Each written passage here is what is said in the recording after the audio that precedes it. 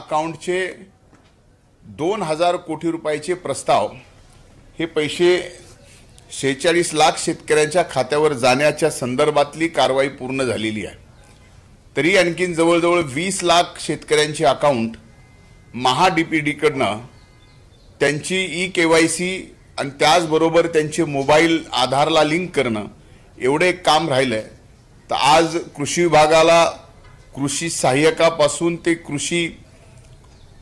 अतिरिक्त मुख्य सचिवापर्यंत सर्वांना या ठिकाणी कामाला लावलंय आणि त्या 4 दिवसाच्या आत ही राहिलेली संख्या सुद्धा आपण तात्काळ या ठिकाणी पूर्ण करावी, जेणेकरून हे 5000 रुपये प्रति हेक्टरी कापूस आणि सोयाबीनला भावांतरचे पैसे हे तात्काळ या ठिकाणी शेतकऱ्याच्या खात्यावर जमा होतील। 26 सप्टेंबर 2024 रोजी देशाचे आदरणीय पंतप्रधान नरेंद्र मोदी साहेबांच्या शुभ हस्ते या ठिकाणी या कापूस आणि सोयाबीनच्या भावांतरचे प्रति हेक्टरी 5000 रुपये कमाल मर्यादा 2 हेक्टरपर्यंतची वाटप हे 26 तारखेला करायचं नियोजित आहे आणि आम्हाला असं वाटतं की 26 तारखेपर्यंत आम्ही या सर्व राहिलेल्या शेतकऱ्यांचं सुद्धा ई-केवायसी आणि त्यांचा मोबाईल आधारला लिंक करणं ही काम पूर्ण करून सर्व महाराष्ट्रातल्या सर्वदूर कापूस आणि सोयाबीन शेतकऱ्यांना हे हेक्टरी 5000 रुपये प्रमाणचा निधी त्या दिवशी त्यांच्या खात्यावर जमा होईल असा आमचा प्रयत्न आहे। 26 लाख कोटी येणार आहेत साहेब, काय त्याचं त्याबाबत 26 ला आता वाशिमला येणार आहेत असं कळतंय, पण कदाचित तारीख आणि ठिकाण बदलही होऊ शकतं, आणखीन एवढं निश्चित नाही, पण जे प्राथमिक निरोप आलेला आहे तो मात्र 26 तारखेचा आलेला आहे। सोयाबीनचे सेंटर्स आपण कुठे कुठे सुरू करतोय, किती करतोय आणि एमएसपी साधारण किती आहे ज्या खाली जाऊ नये? एक लक्षात घ्या, आपल्याला माहिती आहे की या ठिकाणी ज्या भागामध्ये सोयाबीनची जास्त लागवड आहे, सोयाबीनचं उत्पादन जास्त आहे, त्याच भागामध्ये या ठिकाणी सेंटर देण्याच्या संदर्भातल्या सूचना आहेत आणि एमएसपी सोयाबीनची ही जवळजवळ 4800 रुपये आहे आणि त्याप्रमाणे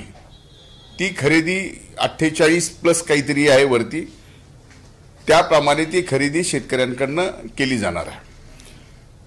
सोयाबीन खरेदी करण्यासाठीचे जे सेंटर आहेत हे शेतकऱ्यांना जेवढं सुलभ पोहोचवण्यासाठी होईल तेवढे सेंटर आम्ही देण्याचा प्रयत्न या ठिकाणी करणार आहोत। कांद्याच्या संदर्भामध्ये ड्युटी अर्धी केल्यानंतर आपल्या उत्पादक शेतकऱ्यांना त्याचा लाभ होतोच आहे, परंतु त्याच वेळेस ग्राहकांना मात्र आता चढ्या दराने कांदा विकत घ्यावा लागतोय। 70 रुपये किलो कांदा आज बाजारात सुरू आहे आणि खाद्यतेलाच्या किमतीही वाढत आहेत 20%। काय याच्या संदर्भात एक लक्षात घ्या की ज्यावेळेस सलग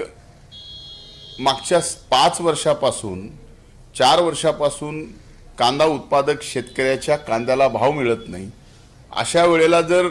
एखाद्या वर्षी कांदा उत्पादक शेतकऱ्याच्या कांद्याला भाव मिळाला तर तो का मिळाला, मग निर्यात बंदी का या ठिकाणी त्याची कमी केली किंवा बंद केली, ह्या सगळ्या गोष्टीला अर्थ नाही आहे। माझ्या दृष्टीने मी कृषी मंत्री आहे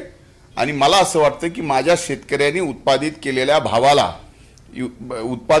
मालाला हा अतिशय योग्य भाव मिळाला पाहिजे आणि तो मिळत असेल तर मला नक्कीच कृषी विभागाचा मंत्री म्हणून, शेतकऱ्याचा मंत्री म्हणून आणि मी एक शेतकरी म्हणून या ठिकाणी नक्कीच मला या ठिकाणी आनंद होतोय।